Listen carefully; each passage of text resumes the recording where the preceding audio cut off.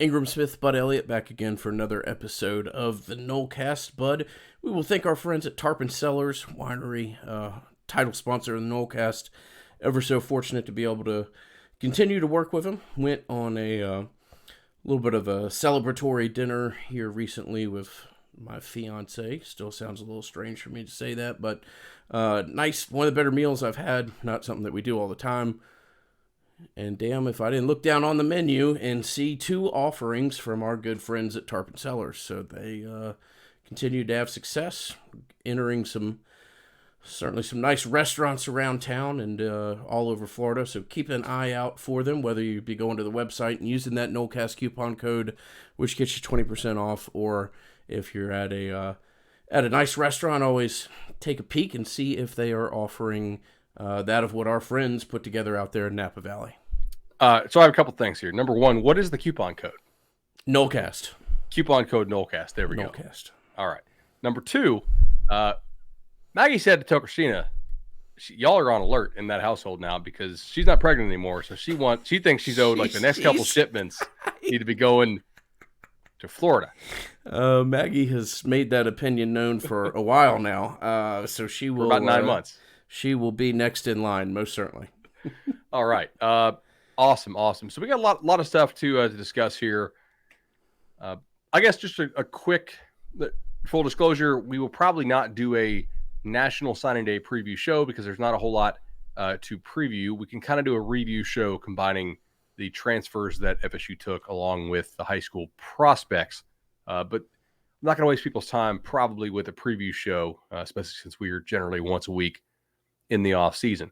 I will note that they kicked the tires on a defensive end from Jacksonville Bulls, who they elected not to offer. Again, I think that's probably the right call, especially because he doesn't really profile as a pure pass rusher type, and they have a lot of tweeners right now. If he profiled as like an elite defensive tackle, I think they would certainly be offering, or as more of a speed guy off the edge. But as it is, they have quite a few tweeners on this roster right now. And so I'm on board with the decision to pass there on JB. Other kind of new business to get to. I know we have a lot of stuff to talk about tonight. Benson, I think the last time we talked, he was not committed, right? We went over our thoughts on him. We were pretty certain it was imminent, but it had not become official. I believe it became official the morning we published at 3 a.m. and it became official 9:30 or 10 later that day. We knew they had decided to keep him, or excuse me, not to keep. We knew that they had decided internally to take him, like that they were okay with the academics, that they were okay with the knee, which is probably the one update we should provide here is that Mike Norvell kind of went out of his way, I think, in his press conference about Benson, or not press conference, but in his statement about Benson to discuss just how explosive he thought the Oregon transfer was and healed up fully from that knee injury. And Mike's no dummy. He understands what the questions people are asking, I think. And so I took that as having some intentionality to it. Did you? I didn't think it was coincidence. Yeah. I mean, hey, look, if they found some undervalued asset there in the portal and Right. can turn this kid into a 6'1" monster that can contribute in catching balls out of the backfield and run with physicality, then credit to him. I mean, I'm as pessimistic as I was a week ago about it, but this I don't bat 1,000, and this is one that I'd love to be wrong on. So we'll see how it turns out. I agree with you there. It's almost like you want to give him the benefit of the doubt a little bit, except they took Williams last year, and obviously he hasn't worked out for you. But it's almost as if, okay, if they're going to take this guy now, when they could wait until after spring to take it back, there's no real urgent need to get it back in for spring, I don't think. It's not like he's an offensive lineman or a DB who there's a lot of teamwork involved with the position. I think that maybe they thought, hey, we have to take this kid now before he puts up some good film at spring in Oregon and is able to shoot that out to everybody else. Maybe that's their thinking on that. It is somebody they liked when they were at Memphis, but it is also somebody they did not pursue when they got to FSU. So I I don't think it's fair to paint the narrative that they've always been on the guy. They've not. They could have taken him, I believe, in that first class when they got to FSU if they wanted to or tried to. And to my knowledge, they didn't go after him. So, yeah, we'll see. Overall, I think the staff has done a solid job in the portal. Where do they rank in the 24/7 Sports? Aren't they portal six? Rank? Are they fifth now? I believe they were six when I looked today. Yeah, I think that's probably pretty fair. Clearly, you have a couple schools right now that are killing it with high quality prospects in the portal. USC has 12 guys in the portal, 4 blue chips. LSU 11-3. Ole Miss 8-5 actually. Oklahoma 9-3. Florida State 10 commits, only 1 rated as a 4-star prospect though. So I think that's probably reflective of a school that's had 4 straight losing seasons. I mean, and not a lot of proven success to sell at this point, but you do have some guys with some upside. I think Greedy Vance's film is pretty sketch, but he also took a starter spot last year. So that's kind of interesting to square. Dewspan caught 5 balls, and yet I reported that an Illinois staffer said, hey, if we could get this kid to stop thinking he's a quarterback and actually focus on receiver, he's potentially an NFL guy. You see the upside, but you also see the inherent risk and downside. I think Winston Wright is a really good get. I've had multiple schools tell me like that was a good get for FSU in the portal, and in a way that they've not told me good things about FSU's other receivers they took in the portal. Bethune in his press conference seemed to have a ton of confidence, and he has been a productive player for UCF. Not a superstar, but a guy that's put up some numbers. And if you're FSU, given what you've been in the last 4 years, given the reputation of this staff right now, I think you're not going to land a whole lot of superstars via the portal. At least not guys who are known superstars. You may end up getting a Jermaine Johnson type. But I will contend that if everybody knew, including if FSU knew, which they did not, for sure they did not know. If everybody knew how good Jermaine Johnson was going to be, you would not have gotten it. He would be playing Georgia. for Bama or Ohio State. Or would have never left Athens. But well, correct. Yeah, they would have probably said, somebody else pack it up. This guy's a starter. Right. Yeah. Decent, haul in the portal. Probably heavier than they wanted to go because of the signing day misses, which will probably haunt you throughout your time here, unless you make it long enough to where they're, kind of aged out. But a solid job, I think, a good number of higher 3 stars. The teams in front of you, Oklahoma, South Carolina, Arkansas are the other ones. I think they've done a fairly good job.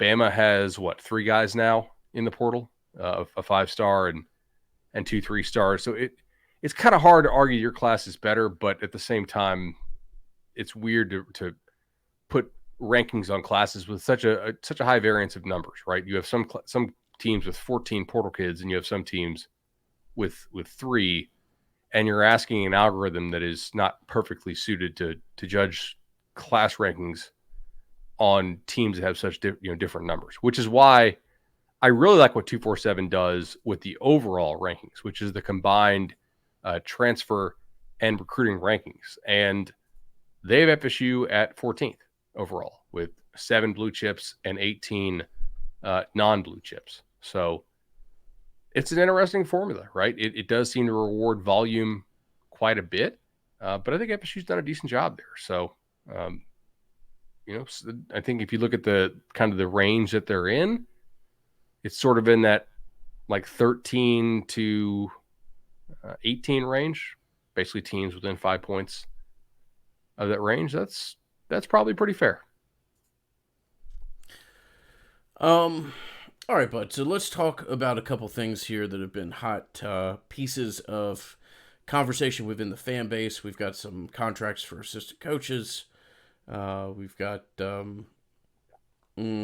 general conversation about hot seat talk that we certainly need to get to, and I think we can approach from a couple different angles that hopefully will be interesting to our listening audience. But before we do, I want to mention that Bud and I have been nominated for a great podcast award. So we're nominated in the category of Best College Sports Podcast by a group out of London, actually. You can go to a website called sportspodcastawards.com. Simple enough address. Again, that's sportspodcastawards.com. We're in the category of Best College Sports Podcast. Nominated about a month ago, shortlisted in a group of 8, and I believe we're currently number 2 of 8. So, oh wow! If you guys want to go and support us, that'd be great. We're number 2, and we haven't yet garnered the support of our listening audience. So I think that we're going to do well here. Again, sportspodcastawards.com. It's a very simple registration process. Your password doesn't get emailed to you. So if you're kind of reading between the lines here and you're concerned about your email not getting filled up with spam, there's ways to make sure that doesn't happen. So if you have a spam email, you can use that. I have, and to be honest, what if you have 2 spam emails? Yeah, I think you could do that too. Yeah, okay. I use my main. Do you guys remember when FSU won the helmet? I was going to say let's channel the helmet here, people. I remember when Heather Dittich had to talk about this on ESPN, and she's like, "Okay, here's the awards, and it appears that FSU, with a vote total greater than the population of the Earth, has defeated Michigan in the best helmet award." Do you remember this? It was. Oh, I remember. Like they had to pull the poll down. It was in the rough times of the waning days of the Bowden era, and it was a nice little win. It was in 2008. Yeah. So Florida State got 11 million votes in the final round. In the final round? Yeah. So the old computer algorithms were ticking away. I don't know that we'll necessarily need that, but any support from a main email address, a secondary email address, whatever you feel comfortable and compelled to do, know that Bud and I would greatly appreciate it, and hopefully it works out well. So nice to be nominated for something, and we've got about a month of voting here. So if you want to do it, know that it would be greatly appreciated, and we'll keep you up to date on the progress. Now, something that is not as nice to be motivated for is ESPN's hot seat column, early hot seat column for 2022, which features Mike Norvell.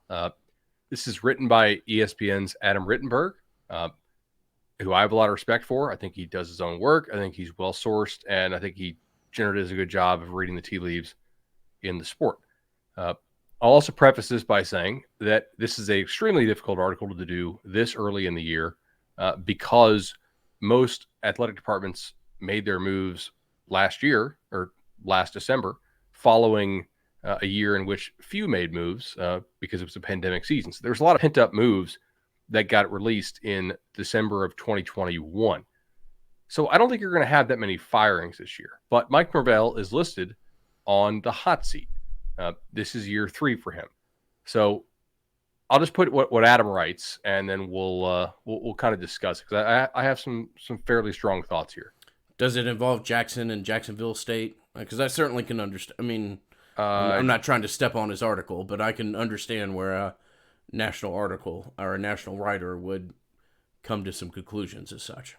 It does. And if I'm the editor at ESPN and you don't put that in there, I'm probably like, what the hell are you doing? Right? It's relevant. The ACC projects to be the most active league during the upcoming carousel because Dino Babers and Scott Satterfield and Jeff Collins are also listed, with Mac Brown as, quote, keep an eye on category, especially if improvement does not take place at several programs. The past cycle included 4 ACC changes, 3 firings, and 1 retirement. That was Cutcliffe at Duke. And the next one could approach or even exceed the total. Norvell's situation will generate the most national attention as Florida State tries to dig itself out of the mess made towards the end of the Jimbo Fisher tenure. After making the postseason every year from 79 to 17, the Seminoles have missed bowl games in Norvell's first 2 seasons and 3 of the past 4 seasons. Norvell's team responded well from an 0-4 start, winning 5 of its next 7 games before a season-ending loss to Florida. Then came the signing day flip of top recruit Travis Hunter, who chose to play for former FSU star Deion Sanders at Jackson State, which sparked the Fire Mike Norvell Twitter Spaces conversation, which I didn't join that, but I saw that. Continuing, A third consecutive bowl this year will mean the end for Norvell, but the coach has support from new athletic director Michael Alford and key donors. He will also have more of his players in key roles this fall. The question is how many wins Mike Norvell needs to ensure he's back in 2023. And my answer to that, I don't want to say 0 because then weird stuff happens. But I think it's probably like 4. If he goes 2-10, I can't sit here and tell you that Mike Norvell is going to be back in 2023. However, I will tell you, and you'll tell me the same thing, because we have different guys we talk to, but I'm confident that some of the folks we talk to are some of the absolute biggest, most influential boosters that FSU has. And I had a conversation with the guy the other day who was all in on Mike Norvell. Mike's our guy. That's what he told me. Mike will get this right, and we will give him the time to get it right. And I got to talk to him a little bit. And what I realized here is that during the pandemic, Mike Norvell did not get to go out and do all these booster tour events. He didn't get to go out and speak to the large groups and do the Tampa bar crawl and the Orlando, downtown bar crawl and bar crawl is basically everywhere, right? And the golf tournament and the fishing tournament at the Southwest Florida Seminole Club, which is an awesome experience, and I hope we have this year. But what he did get to do was meet with the big money folks in small groups, because you could still kind of pull that off during COVID. And I'm not here to tell you that Mike Norvell told these guys, hey, we're going to suck, or hey, we won't make a bowl. But I am here to tell you that I think the message got across. The guy I was speaking to was not surprised that they went 5-7 at all. And I know you've had similar conversations with people, so it does seem like Norvell accurately assessed the roster he had. And privately, if he didn't tell them, hey, we're going to suck, hey, we're going to miss bowls, he at least got the message across that it was possible. Because these guys are people I know talk to Mike Norvell. They cut some of the biggest checks, and they were not surprised at how the season went at all. Did you get any different feedback than that recently? Because that's exactly what I got the other day. Mike Norvell's support amongst the, again, I don't try to speak for anybody, and I certainly don't claim to know everybody, but my perception has been what you stated. Mike Norvell's support amongst large, significant boosters has been similar to where it was 12 months ago. Now, does that mean that people weren't embarrassed by Jacksonville State? Hell yeah. Does it mean that people weren't pissed off and embarrassed by Jackson State? Ditto. And this isn't like look at us, but it's just a point of reflection. We said last year, about 8 months ago, that Florida State in-house coaching would take 6-6 immediately and put that in the bank, roll into the recruiting class, think that you kept the vast majority of it, and, roll on Big River from there. And they would have been fine with 6-6. Do you remember how much crap we took for saying that? Yeah. I mean, I don't want to say I don't pay attention to what people say. I do. But it doesn't I looked at the Apple reviews when we said it. It doesn't register with me nearly what it did maybe 6 or 7 years ago. And it doesn't mean that I don't value people's opinion or whatever else, but we're not going to be swayed by Twitter feedback and other things like that. So yeah, I remember people not being happy about it. I remember, and I'm not trying to throw arrows at other people in the media, but I remember other people talking about 8 or 9 wins and how realistic. Oh, it's funny to see the chart. Remember, it was like, okay, January, they're here at 9 wins. And then, okay, we're here to February, and they're like, I don't know, maybe 8 or 9. And then kind of slowly as the season got, then eventually they kind of met us there, right? Like on the bench was like, hey, I think, 6-6, 5-7. Maybe some of the other shows were still a little with helium, not really being either not being truthful or not really understanding what they were looking at in practice. Yeah. I will give Brendan and those guys credit. Like, they were not blowing smoke. Again, in-house, I think the expectation was a 500 record and has been for a while. And our whole point here is that in these small groups, in this 2 to 3 meeting at a hunting cabin in the woods, in this 4-person, setting in a a nice house in North Georgia or something like that, or South Florida, boosters of significance had a pretty good idea as to what was coming down the tracks. Now, doesn't mean that you don't have a new AD, and ultimately Mike and Mike were in many of these meetings that we're referencing right now, and those two have a great rapport and respect for each other, blah, blah, blah. But, an AD is going to ultimately want his football program to do as well as it can, and, that's only going to go so long. But for the time being, I agree. We would have to see a cataclysmic chain of failure to see Mike Norvell really get a talk, a hot seat talk really catch on.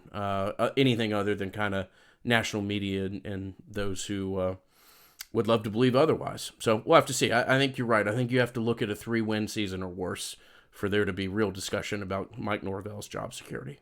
A couple other points I'll add to this. Number one is you brought up the point of Michael Alford, right? The new athletic director. I think he's going to probably want to really evaluate what they have there.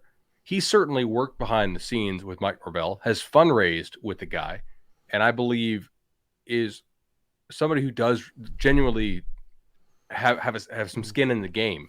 Pretty tangible evidence that he's made funds available for Mike to make some really aggressive hires, which will be, or at least have the opportunity to make some significant hires, which will be kind of where we go next with this. Yeah. There's been support given to Mike and the addition to go out and try to bolster his staff, and Florida State is paying very, very competitive for some of these positions that they're trying to fill. Exactly right. I mean, we heard north of 200 for the GM role. Obviously, some of the back office guys got tremendous raises, which, who knows? I tend to think that I don't think they were really being targeted elsewhere, but okay. I want to point out a couple other things too. From a fundraising perspective, it does not make – they are still paying Willie Taggart through the end of 2023. I've been told flat out Florida State is not interested in paying 2 coaches at the same time to not coach. Okay? So you have that. And I believe that person that told me that. Number 2, they are trying to finish getting the football-only facility constructed in a reasonable time frame. If you're having to use money to buy somebody out, that's money that's probably not going to the football-only facility. So that's a problem too, which again, it's another thing why I'm firmly of the belief that Mike Norvell is not on the hot seat for 2022 at all. Does he have to start showing some progress at some point? Yes. But also, I think that because the big boosters that I talk to are telling me this has gone roughly record-wise how I expected it to go based on my conversations with people. That is in stark contrast to what their expectations were based on the feedback that they got from the staff before Mike Norvell. And that feedback from the staff before Norvell turned out to be way wrong, and it caused them to absolutely lose confidence in that staff quickly.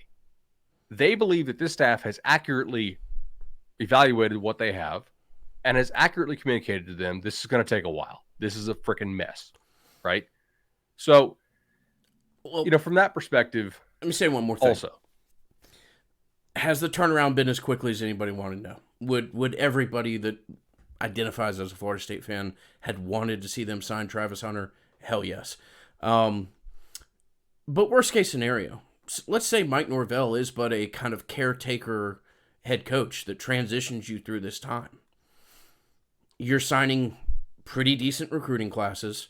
You're getting kids in. You're developing them. You're doing well in the portal. I mean, you are incrementally raising the ceiling here and raising the floor. And I know it's not as fast as many would want. But if, worst case scenario, you had to hire Mike for 4 years, pay him what at this point is not a whole lot of money to be a head coach at a Are you under the impression that the extension is not a big money guaranteed extension? I don't think it is. I don't think it necessarily. I don't think it's going to drastically reset his place in the ACC pay structure. I'll put it that way. this is a hell of a lot better hands to put a program in than somebody that's either going to boom or bust, in my opinion, for what you need from this program. And I don't think Mike's fate has been written by any mean. I just will point out that the downside here is not all that down. I mean, you are incrementally improving your roster. You've taken concern, not that APR is what it used to be, but you've certainly improved things there. The culture, blah, blah, blah, is better. Program could be in much worse hands. I agree with you on that standpoint. The last thing I'll say on this, because we'll probably clip this and make it its own video as well, just because I think this will do well on YouTube. The other thing is, like, I think that I don't want to say a ton of people listen to this show, and this is the number one FSU podcast by a good margin, but there's still a whole lot of people in the stands that don't listen.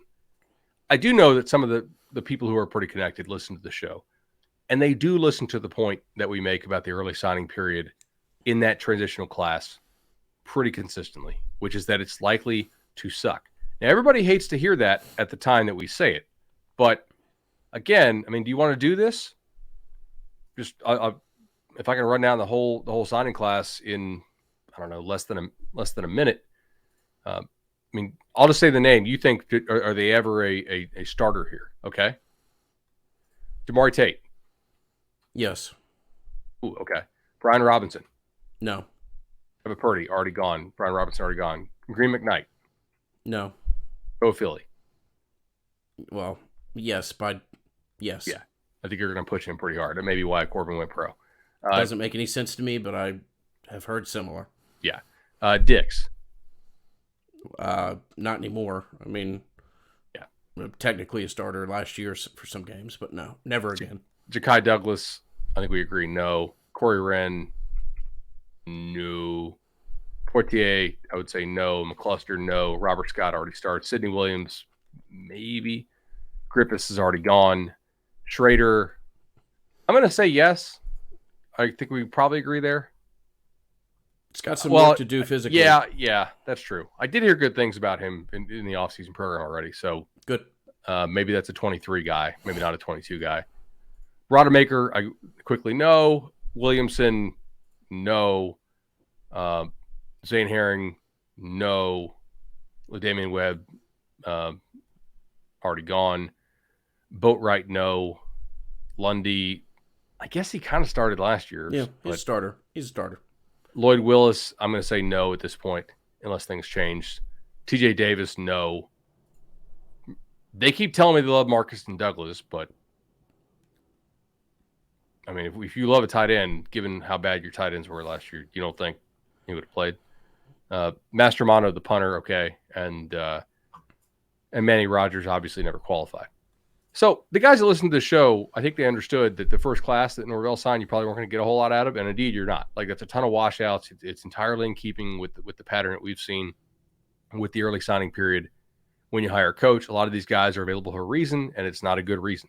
Okay, it's kind of fool's gold. And in next class, unfortunately for him, and I think the power people at FSU understand this and why they're going to exercise some patience, was a COVID class. You didn't get to get anybody on campus, and obviously that was for all of college football. However, you also didn't get to get these guys on campus the year before when they were juniors. So you really are flying blind for another class, for two classes in a row. And again, I don't think you're going to get a whole lot out of that 2021 class, which is probably a conversation to have as far as the ultimate upside within the time frame that Norvell is going to have here, especially considering the misses you just had on early signing period. But I think they realize the magnitude of the rebuild and some of the challenges that you're going to face. And that's basically all I have to say on that. I really do not believe Mike Norvell's on the hot seat at all, unless they go like 3-9. We're in agreement there. Now, one thing I have heard is that I don't know if he's had to directly have these conversations with people that he's trying to hire, but it's come up. That's just the fact of the matter. Just as we talked about the sports writer who could not, think of your perspective not as somebody that listens to this podcast, but as somebody that watches SportsCenter 20 minutes every 2 to 3 times a week or something like that. When you think about Florida State football, you think about Jackson State and Jacksonville State. And you think about a team that has had a winning season for 4 seasons. Not that that has all to do with Mike or much to do with Mike necessarily, but those are your perceptions. Florida State has had to. I don't know if they've had to. I think they want to try to aggressively address some issues, and pay is one of those methods. But you've got to go to people within the industry and say, hey, look, we're not necessarily setting the bar. We're not going to be the number one payer out there, but I'm trying to make you one of the highest paid people in your field. This money has been made available to me through the athletic department and my boss. I'm not a hot seat. I don't have the ability to go out and make hires like I want to with you to do this. So it's just going to have to be something that is in play, both with the fan base, with media, and also with some of these people that you're going out and trying to court and add to your ultimate staff right now. I agree with you. I mean, I've already said my piece on this. Already took a bunch of heat for it. I do think who you have, working for you impacts your ability to hire a GM. I know you gave out big raises in the office. I don't think other people view your recruiting staff the same way that you clearly do, given the raises you gave those guys. I said, if you don't make changes on the post-signing day show, I'm going to have a hard time seeing the staff really have ultimate success here, and I'm sticking with that, right? Like, at this point, I believe you're keeping Ron Dugans. I think he's getting extended. It's where we're going next. It's where we're going next. So Odell Haggins, I think Odell's one of the best position coaches in the history of college football. Odell has continued to produce really good position units. He's at a point in his life where, asking Odell to get on a plane and make a connection in Atlanta, and, that's tough for him. In many ways, it would have been easier for Odell to be a head coach somewhere because of the restrictions and just the ability and manner that you recruit at that position. But it sounds like Odell's coming back, which I myself am very pleased to hear. And it sounds like Ron Dugans is coming back, and to me that doesn't make sense. I don't know. Well, I don't think they wanted to. Yeah. I think that they tried to get some guys and struck out, and eventually they're like, well, continuity, I guess, over who we can actually legitimately get. Dog, can you not go find a running backs coach? I just can't. I can't sign off on that. You go find somebody that wants to be make a name for themselves, put them at running backs coach, and it's not a knock at that position, but not necessarily a place where you have to be, a beautiful mind when it comes to the chalkboard and drawing things up. Move your running backs coach to wide receivers coach, and let's go. I just can't sign off on the fact that you couldn't find anybody out there. But obviously there's reasons, and you may well be right. They weren't able to get a name that they were comfortable with, and weren't able to get a commitment from somebody that they really wanted to bring in. So continuity rules the day, and this assistant coaching staff stays together intact by all accounts, and we roll into next year. Yeah, not real confidence inspiring. So, again, that doesn't change what I just said about him not being on the hot seat for 2022. It does also not change what I said post-signing day. I don't have a lot of confidence that they're going to be able to pull this off in the long term if they keep this staff together in the same way. That's still where I am. I'm not a serious believer at this point. Let me see. What else do we have here? Contracts for assistant coaches. I had a report on Noles 24/7 that FSU likely to hire Corey Fuller for a defensive analyst role. I believe that is the position that was vacated by Randy Shannon when he got promoted to defensive coordinator. Again, that was a move that I said I didn't agree with. I thought, to reiterate, $40,000 for Shannon to maybe come in second place, and if Bama didn't have room for Earl Little Jr., thought that was a pretty nice lottery ticket to use for the 2021 season. Making him your defensive coordinator, I don't agree with that. I don't think that's a smart move. But Corey Fuller getting hired, okay, we'll see how this goes. I don't really have any huge problem with it. Obviously, I'll reiterate the concerns I've had before. When you hire alumni, it is also harder to make a change if it doesn't work out. I feel like we just had that conversation. Also, Kewan Ratliff, who was a staffer for Dan Mullen there in Gainesville, a long time. Obviously, he played in the league for a while. Ran a good 7-on-7 organization that did not act like idiots out of Orlando, called the Rat Pack. Obviously, Ratliff does know a whole lot of high school coaches. I believe had a positive relationship with those high school coaches. A lot of times high school coaches kind of hate these 7-on guys, but I think he had a good relationship with them. He took care of their kids, and I don't think that's a bad move as your assistant director of high school relations. Real quickly, still need a GM though. I mean, right? Yeah. Well, we've mentioned that a couple weeks ago. Position yet to be filled. We'll keep you updated. We'll hit this real quickly. It's just gone a little bit longer than we probably planned, but scheduling here. ACC releases its schedule later this week, so we'll get a decent idea as to what that looks like. You certainly know Monday night show for us. Certain segments of your schedule previously, but we'll get that middle section filled in, and we will review it in full for our show that we record either over the weekend or on Monday of next week. And then you wanted to point out a potential double bye that they may be staring at in the face right now? Yeah, so FSU is going to play Duquesne in the opening week, right, which is week 0. I believe that's August 27th. Now, under NCAA rule, if you play a week 0 game like that early, which typically teams will do that if they have to go play at Hawaii, FSU is taking advantage of this because Duquesne is going to play at Hawaii. So FSU kind of gets to use the double bye by virtue of playing the team that has to go play at Hawaii. So they're playing Duquesne in week 0. You do get an extra bye week if you play one of those games, as I just said.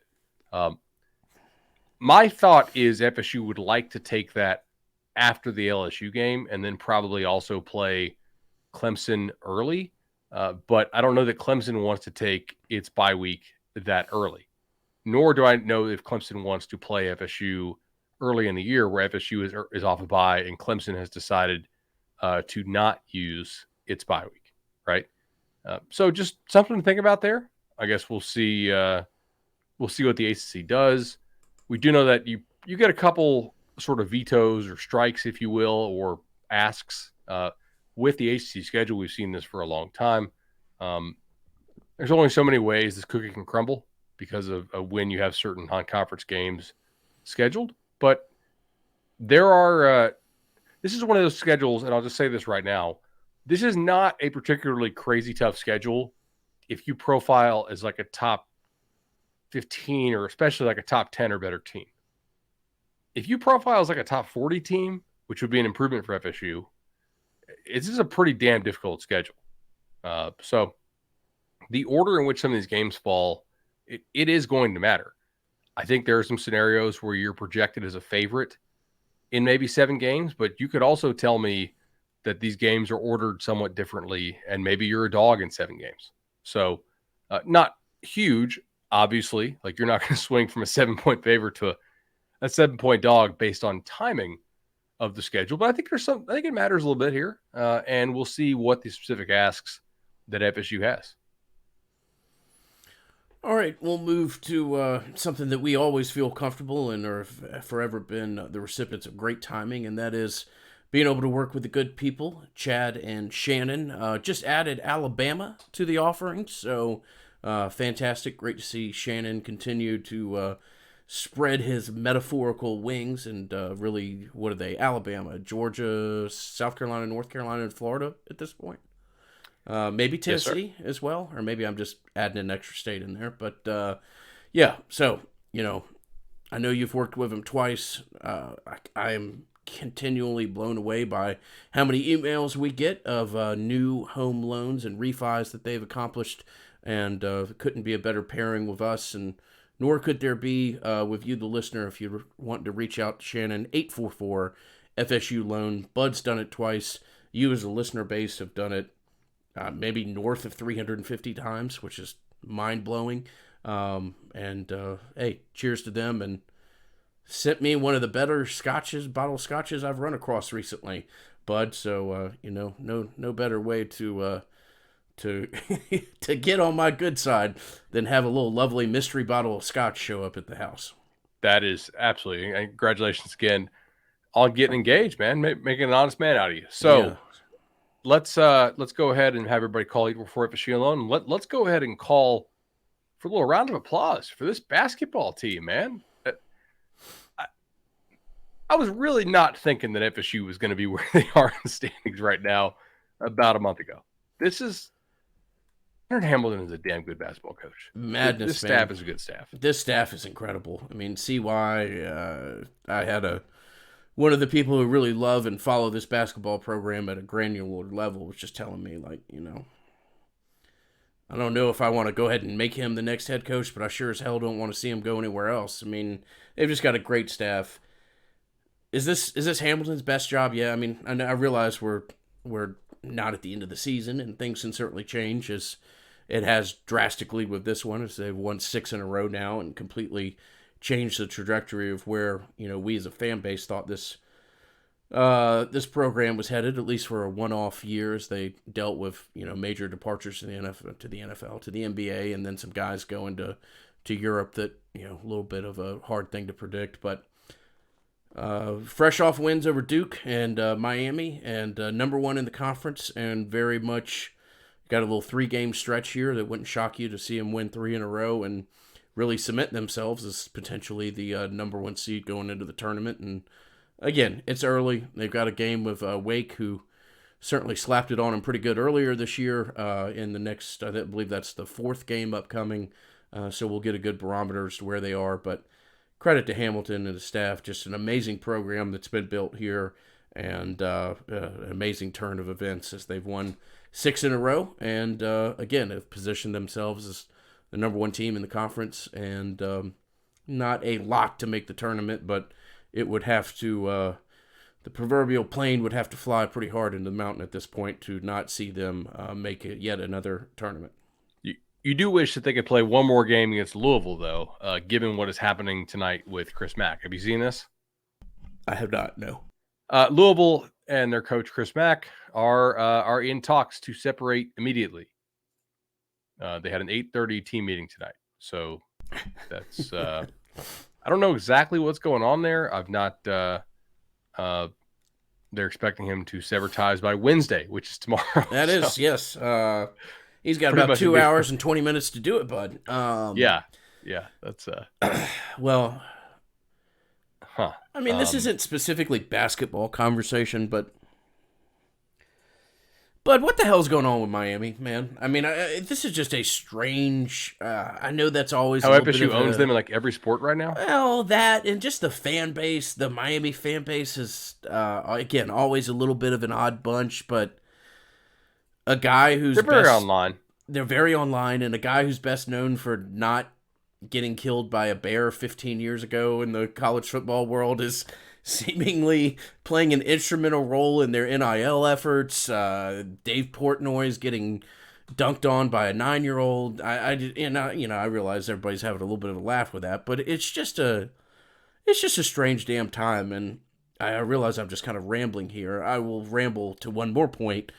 And that is, Miami fans, take a note from old Uncle Ingram and everybody. Do not go in a hotel where the players are. That is a dumb thing to do at 2:30 or 3 o'clock in the morning. One, just because I don't know if you know this, bud, but a whole lot of this country's population loves to carry guns with them everywhere, and running around a hotel at 3 o'clock in the morning is a dangerous proposition because.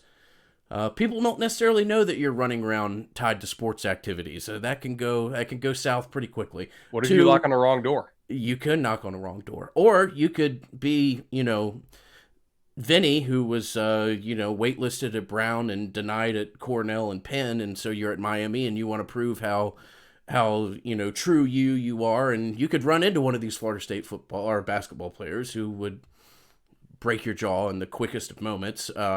That's a bad move. Look, in soccer, you see people stay outside of opposing hotels all the time, singing, chanting, setting off firework displays that would put a decent amount of the U.S., July 4th displays to shame. But nobody needs to be going inside the hotel of where a team is, and that's a bad look. So I didn't necessarily plan on devoting 3.5, 4 minutes to that tonight, but I can devote a couple more. Mind. Please. So a report tonight. Report again. I'm not claiming this is true. I don't have any information on this. That Miami co-offensive coordinator / receivers coach Brian McClendon has emerged as the leading candidate to be the new receivers coach at Georgia. Oh man! According to multiple sources. Oh man! A former UGA receiver, McClendon coached under Mark Richt in Athens from 2007 to 2015. So, if this is true, I'd like to ask you, what is your favorite day that Brian McClendon coached for Miami? Again, he was hired, I believe, on the 6th, and today is the 25th. Now, he did, of course, I think my favorite day would be when he got to meet with 5-star receiver Jaylen Brown on Friday from Gulliver Prep. Obviously, Jaylen Brown's a stud, and FSU's recruiting him as well. It's weird, man. But they haven't thrown that other coordinator offering around too much. The defensive coordinator or like the real offensive coordinator? The real offensive coordinator was the one that I were referencing. But yes. They also, Bama took T-Rob, right? Believe so, yeah. Like that went through. I heard that was going through. Make sure that actually... They changed the bio. Yep. Yeah. He's at Bama now. So that would be basically losing 2 of your best recruiters to Saban and Saban's top protege in Kirby Smart. That's like Saban tree on Saban tree violence, man. Don't those guys have a code of ethics? You can't just go and take dudes from Mario or from Jimbo or whomever. Yeah, the offensive coordinator situation there is interesting. I really do genuinely believe Miami has a big salary pool because people I trust have reported this as such. Also, whatever the hell's going on right there is asking you to have a really... you have to pick one of 2 things. Either you believe that multiple offensive coordinator candidates have turned Miami down, including Kendall Briles, which is what I believe, by the way. I believe that reporting. Or you choose to believe that Miami has offered only one offensive coordinator in 7 weeks, Jason Candle at Toledo, their head coach, and has been turned down. And is steady hiring guys like graphics dudes and all this other stuff, but not actually hiring coordinators. I don't know. I actually think if you're a Miami fan, the first scenario is probably better, that you're getting turned down a little bit. Like if it's the second scenario that they're just not offering anybody, it really kind of makes me wonder what they're waiting on.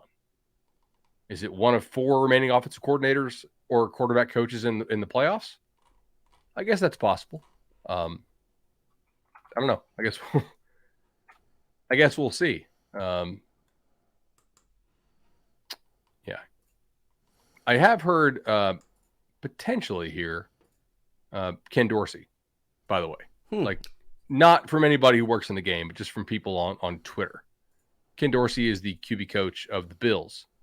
Are the Bills still in the playoffs? Funny you ask. No. We could spend... We're running a little long tonight, but we could spend 5 minutes just talking about the madness of that in and of itself and the use of time and everything else. But no, the Bills saw everything crashing down in 13 seconds a couple days ago. I will say tremendous coaching by Ken Dorsey to tell Josh Allen to throw the ball over cover 2. I don't think I've ever really seen that. That was like, remember when Barry Bonds hit the ball into the bay and hit the guy's sailboat? And it was like one of the first home runs he jacked out there. It's like, oh my God. Like, you're not safe if you're in a boat out there. So, yeah. All right, let's look. I think Miami's going to recruit really well under Cristobal because he's a recruiting maniac. I think different people have varying opinions on what it's like to work for the guy, and we will see how those opinions shape the Miami's coaching search. Listener questions? Yeah, listener questions. We've got a couple here that we'll hit real quickly. First one comes from Lee. Lee asks, is Florida State in play at all for Jackson Dart or any other of the current transfer quarterbacks? they're definitely not in play for Jackson Dart. You got to realize where FSU is right now. Like, they're just not a real attractive program to most transfers, I would say, other than that at defensive end, because John Papuchis has done a really nice job with his transfers. And granted, like, he got 2 really good ones to come. They're not going to be a real sexy offense for quarterbacks, given the complete lack of receiver play that they've had. And you as an FSU fan can be excited about the transfer portal haul with receiver. I am somewhat excited about it. But outsiders are not going to be really, really wowed by who they got in the receiver pool to throw to. And the offensive line has been improving, in my opinion, under Coach Alex Atkins. I think it will continue to improve. I think he's going to be a head coach someday, one of the few guys on this staff who I think I would say that about. But it's still not a line that has a good reputation to be behind. And quarterbacks so far in this system in Tallahassee, not at Memphis, have not put up good numbers. So, no, like, they're not going to be able to get a super sexy quarterback hire to come here for this year.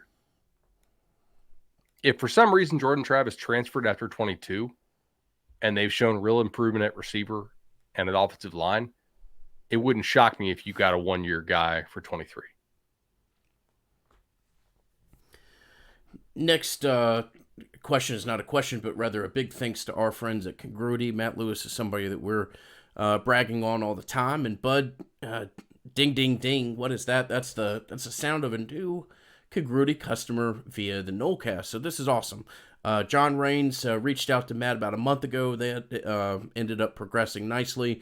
John works with a video production company that is awesome. Take a look at it. It's backstory.us, and they do they got clients like Reebok, Coca-Cola, and just do really cool video advertising or video stories. John wrote that he was honestly intrigued with Congruity from being a podcast listener, and he needed a payroll solution that allowed for him not to do the the reporting and paperwork, and streamline his efforts. He was a listener of the Nolecast and wanted to support it, and there's no greater way of supporting the Nolecast than supporting our sponsors. So, John, that's awesome. Didn't feel necessarily the need to shop around once he talked to Matt and realized that he was in good hands. And I can assure you, John, you are, and any of our listeners, you would be as well. Matt Lewis has been nothing but a godsend for Bud and I and the Nolecast in general, and would be for your business as well. He can be reached at knowles@congruityhr.com, or you can reach out to me directly via Twitter or email, and I'm more than happy to put you in touch with Matt and the team at Congruity. So thank you so much, John. Brilliant company there. Again, backstory.us. Take a look at some of the things they do, and thank you ever so much for supporting the Nolecast in the manner that you did. Also, I want to give John a compliment on his website. As somebody who's in meetings all day about different numbers and page load times and anyway, a lot of different technical stuff. I'm extremely impressed by how damn good their website, which has a lot of elements, looks on mobile and loads on mobile as well. Because I was checking it out earlier on the web, and they look great on mobile. That is obviously Congruity is not a mobile solutions for website purposes, but I'm really happy that they're working with Congruity. I just pulled them up on my phone too, and I'm just kind of a nerd for that kind of stuff. If you got a really flashy looking website, I want to see how well you translate it to the mobile space. And John, well done here. This is really good. So it's got that handy dandy menu option at the top, which I like because you can have all that flash, but if I can't get to the actual stuff I need to find, again, not useful. So got the flash and got the dash if I want to just dash to a spot on your site. So awesome there. So Chris has a question, which will kind of bring us down to earth slightly here, I think, in reading this on my other screen. I know it's still early, but Norvell is feeling or is beginning to take on a bit of a McElwain feel for FSU. Moderate success on the field, moderate success in recruiting, but falling behind major rivals and failing to become truly elite. Do you agree with that early assessment? Is that Norvell's ceiling? Or rather, if that's Norvell's ceiling, would FSU admin and fans accept that level of success long term? Who you want to go first or second? I mean, would they accept winning the conference and going to conference championship games and losing them, and having a pretty tough defeat at the end of the year to Florida, which is kind of where McElwain found himself? Not forever, but certainly in the short term. Yeah. certainly in the short term. He also has to get to that level first. No, we're not. We're not quite there. We're not Not even winning close. the ACC Coastal right now, or the Atlantic even, since that's the one that we're in. So that's I probably. mean, do you think they finished top half of the Atlantic this year? I think they'll finish right in the meat of that sandwich. Yeah. That's a tough division to be in, given the quarterbacks who are in that division. The quarterback decision making and returning did not do Florida State any favors at all in this conference. Dracovich's back, Hartman's back, Leary's back. If you want to count DJ as being an asset, which, given his overall track record, I do, but if you base it just off 2021, obviously I understand. If you don't, that's a lot of good QBs. And Cunningham's back as well, who played exceptionally well for Louisville this year. That's tough. So, yeah, I do agree with that early assessment. It feels like they missed their window to really hit it out of the park with recruiting.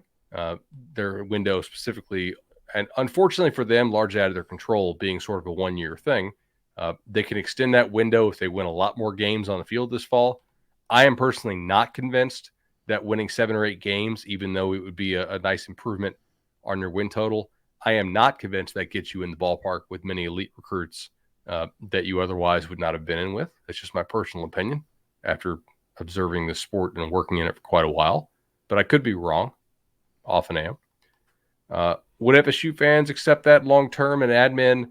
No, but refer back to minutes like 5 to 20 of this show where we talked about the need for a reasonable timetable, the need to get the footballing facility built, and the need to not be overly reactionary after you just did that. Although I think, in fairness, there were some obvious things you need to do, and what's happened at FAU has certainly made their decision look smarter, given that that's an absolute train wreck down there right now. So, yeah, let's end with Sam's question tonight, and we're almost at an hour. With the ACC football schedule released next week, is there any talk about the conference looking at modifying the divisions or opponent rotations in the future? Are there any other schools, fan bases in the conference displeased with the current schedule structure, or is this mainly a Florida State gripe? I have not heard any kind of new talk about it. I think the ACC is a good league to try this out with because you don't really have any teams there who are like an Auburn or a Tennessee. And by that, I mean in the SEC, you have some teams who really do, who earnestly believe that they are rivals with like 6 teams. And others like, we don't really consider you a rival. It's more of like a one-way rivalry, so we should be able to drop that. And I think obviously what you need to do is go to like a pod type system where you have 2 guaranteed opponents every year and rotate the other 6 games. It would allow for more frequent going, road trips and return trips so that you have a decent chance to play everybody much more often. But I have not heard anything new about that. We know Georgia Tech fans, I think, would like to play FSU more often because of how close it is. Obviously, they interact with a lot of FSU fans in the city of Atlanta. FSU would love to play Georgia Tech more often. It's a drivable home game or drivable road game rather for a lot of their fan base that does live in Georgia. And it's an easy flight, obviously, because you direct Delta, to Atlanta pretty much all the time. So I've not heard anything new with that. I think the ACC is probably much more focused right now on leveraging its vote and holding out on this conference expansion to get more money out of ESPN or to get everybody else to pony up some money in order to coerce them into voting yes, or to simply hold out long enough to where it's no longer just ESPN bidding on the playoff and that they're able to sell that to multiple partners, which I think in the long term, and I think George Kliavkoff, the Pac-12 commissioner, agrees with me on this because he was in entertainment and has brought this point up multiple times publicly. It's not like I'm texting the guy. That multiple broadcasting partners would help quite a bit. So that's kind of my thoughts on that. Have you heard anything new as far as pod type scheduling? I think they're open to it. I think it'll be discussed more. I mean, it's never made sense to me. At this point, Clemson's a bigger brand in college football in the short term than Florida State, but it's never made sense to me why your biggest brand overall isn't in your biggest media market, while why Florida State and Georgia Tech don't, cross each other more.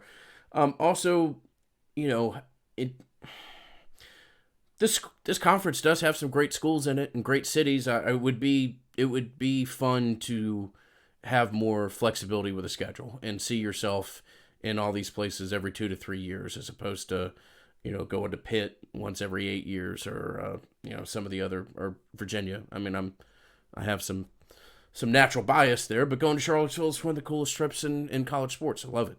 Like to do it more often. You just don't get to see that side of the conference nearly as frequently as you should. So I think that's in play. Ultimately, I think that'll come to fruition. But as you said, there's certainly bigger focuses in Greensboro right now than getting the schedule fixed. I'm also, just a quick note on UVA. Man, they might really suck this year. The coastal, you may see some teams on the coastal side have some inflated records. Pitt returns, I think, 16 starters. They don't get Kenny Pickett back, but they do get Keaton Slovis back. UNC might see all those guys they've signed mature and actually play to their talent level. Obviously, Miami was a pretty good team last year that had some issues. I'm not really sure what Vatek will be. I don't think they're going to be that great.